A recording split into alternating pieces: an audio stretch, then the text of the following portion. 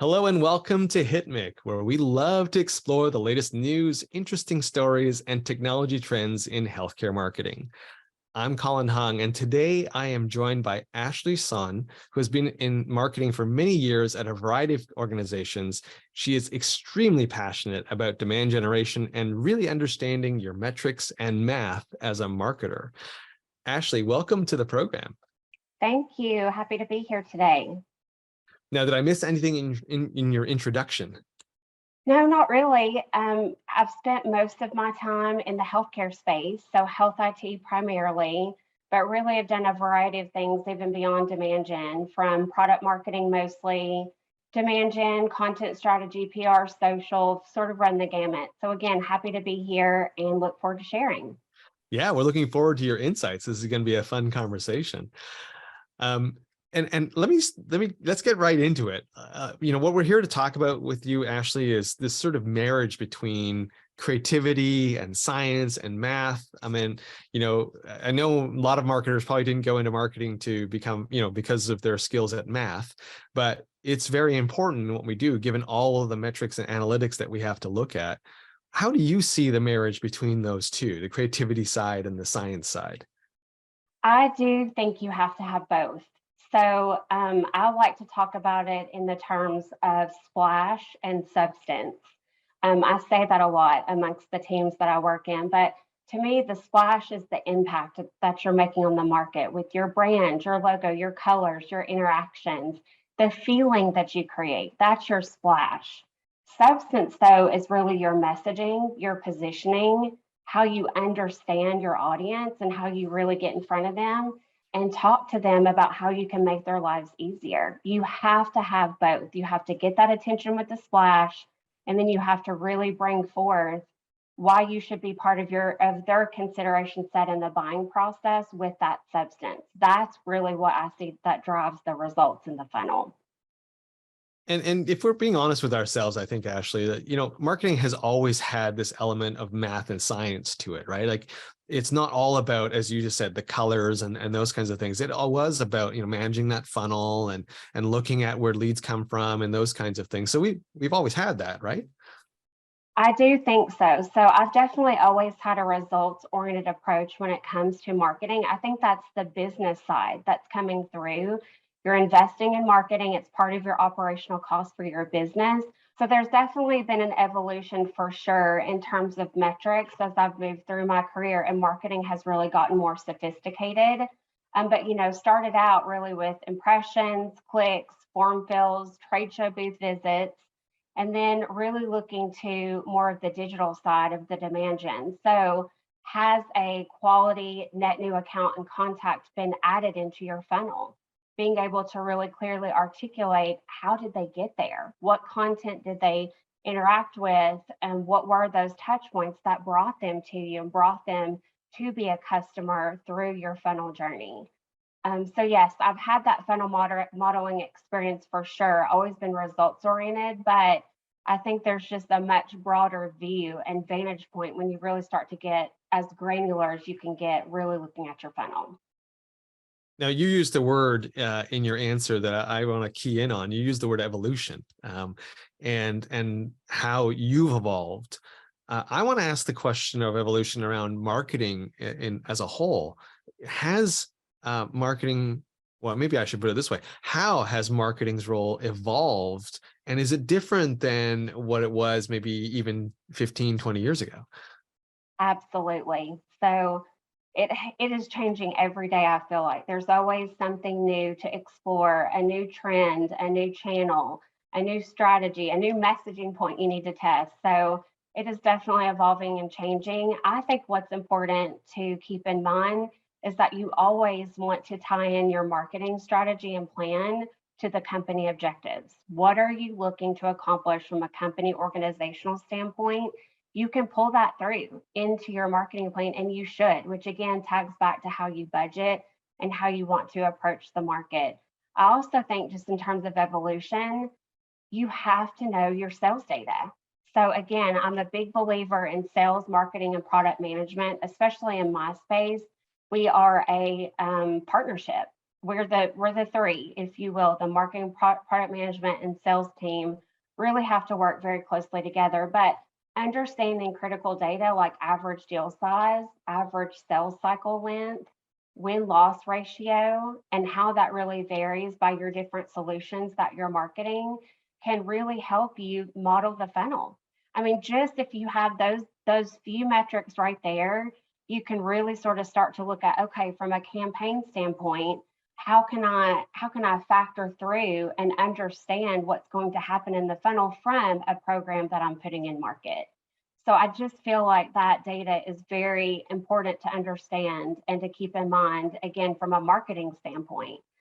Also, again, I touched on this before, but I just can't stress enough just that partnership with sales and product management. So just really being aligned, that evolution has changed over the years. I've seen it too, but just alignment on focus markets, go-to-market expansion, new audiences. So say we have new innovation coming and we need to get in front of a net new target audience.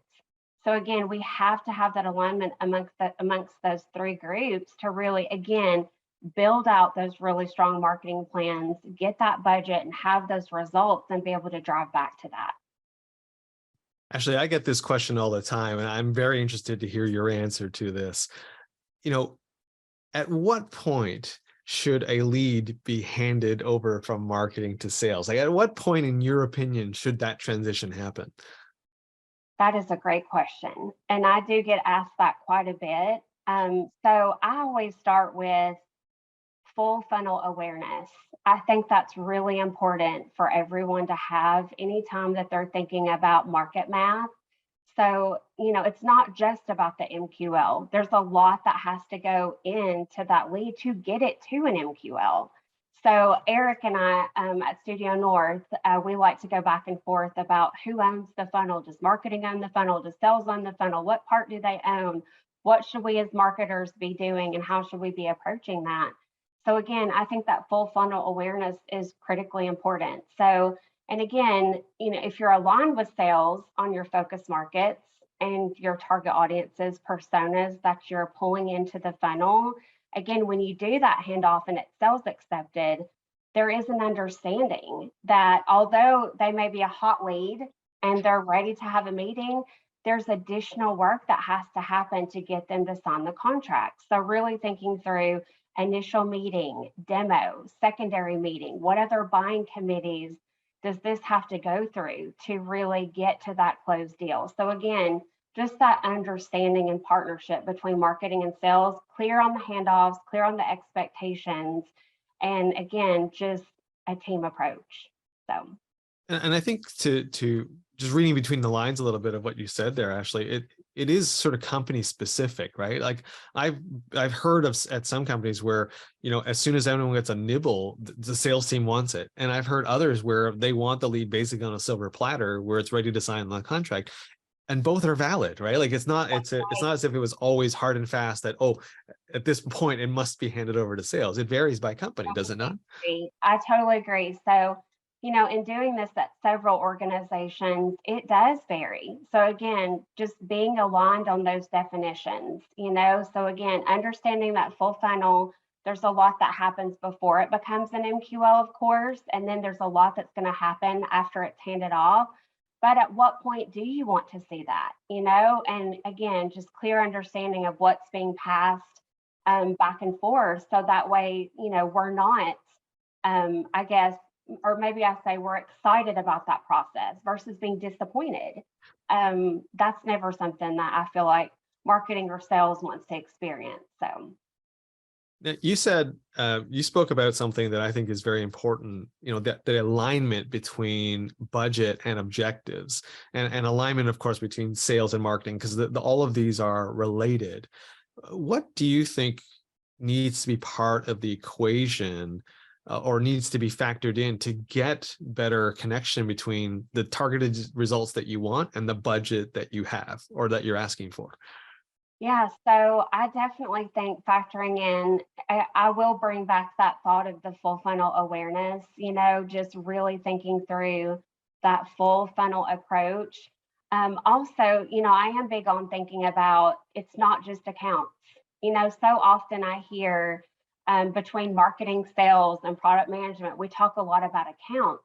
We're talking about people at those accounts that do jobs and have lives and are responsible for what they're responsible for. So I do think really factoring that into the equation where, really approaching your plan of how can you touch those people? How can you get in front of them in unique ways from that splash standpoint and really back it up with the substance of your messaging and positioning of how we make their lives easier.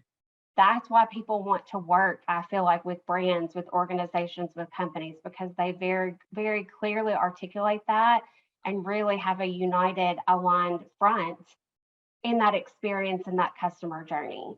I do also feel like that factors into that equation is that multi-channel touch attribution. And again, I've debated with lots of marketers about that approach, and it gets difficult. So the more that you do from a marketing standpoint and the more touches you have in the marketplace, it is very hard to track all the ways that someone is engaging with your company. But that has to be part of the equation when you're thinking through your plan and through your budget. Because again, if you can sort of start to identify those trends on first touch, last touch, what was the quickest path, to make that that deal win, I think it really just helps reinforce, again, that plan and that budget. So Again, you touched on something I want to dive a little bit deeper into, and that is, in marketing, we often get caught talking about brand awareness, right? And a lot of the marketing activities is really around driving that awareness into the market. And yet we sometimes don't tie an ROI to that, or we don't tie that back to achieving a sales results. Is there a tie, or what is the tie that you see between brand awareness and producing the results? absolutely. So, most often in my career, I've been with companies that don't have brand awareness, and we don't have that luxury. So whether aided or unaided, no brand awareness. So again, it is so important to make sure that your brand is in front of your target audience in a creative, thoughtful way. But, again, when you don't have that awareness, you do have to take that educational content, really thinking through again who you're selling to, what are their challenges in their role, what keeps them up at night, and really think through a content strategy to position your brand. So take it from really a brand logo splash and again, position your company and how you can help them. To me, that's really where you see the results pull through. They remember you or recall you from a brand campaign, but then the pull through happens when you can get in the channel, get in the segment, get in front of them through content, other ways, webinars, speaking engagements, and really position appropriately.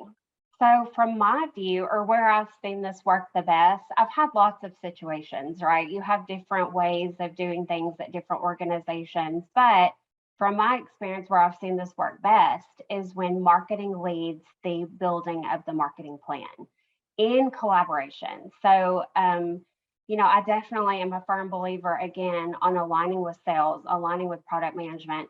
I do need to understand, are there additional targets that we need to factor in and get in front of and message to, right? Is there new innovation in the pipeline that's going to be a brand new audience or a brand new segment that we don't have awareness at all? So you do have to really work in tandem with those groups to make sure you have a comprehensive marketing plan. So again, I believe that marketing is the driver of the plan, but in collaboration with those groups, because you have to have that visibility. Otherwise, you're going to be short-sighted. So Ashley, you mentioned it a few times, this magical thing called marketing math. And we've been talking, of course, a lot here around the use of data and analytics. Can you maybe share with us an experience where those things were really critical to the success of a program? Yeah, so I definitely think that market math is so important. First of all, again, just to understand your funnel, how things are flowing through from that full funnel approach, like we talked about earlier. I definitely think another piece of that is just really, again, understanding your audience, understanding the buyer's journey, the path to purchase. So I talk a lot about this too with my teams, but if you can really dissect, and again, that goes back to the partnership with sales and product management, but if you can really dissect the audiences that you need to get in front of, who's part of that buying decision, where they fit within an organization that you're selling to, then you can really apply that market math with a program, whether it's a trade show, whether it's an email campaign, whatever that program is. You can apply that into that path to purchase with targeted messaging, and then pull that up to the market math and see that progression in the funnel. Now, I understand you worked with Studio North around some of these marketing math concepts, and they really helped you create a connection between business targets and defining marketing budgets and so forth. Can you share a little bit about that experience and what you did with them? Sure. Yeah, so what really stood out to me with Studio North when I started working with them was just a very metrics oriented viewpoint of marketing. So again, they're a full service agency. I don't think there's anything that I ever could ask them to do that they couldn't do, and do it very, very well. But they had a hyper focus on results.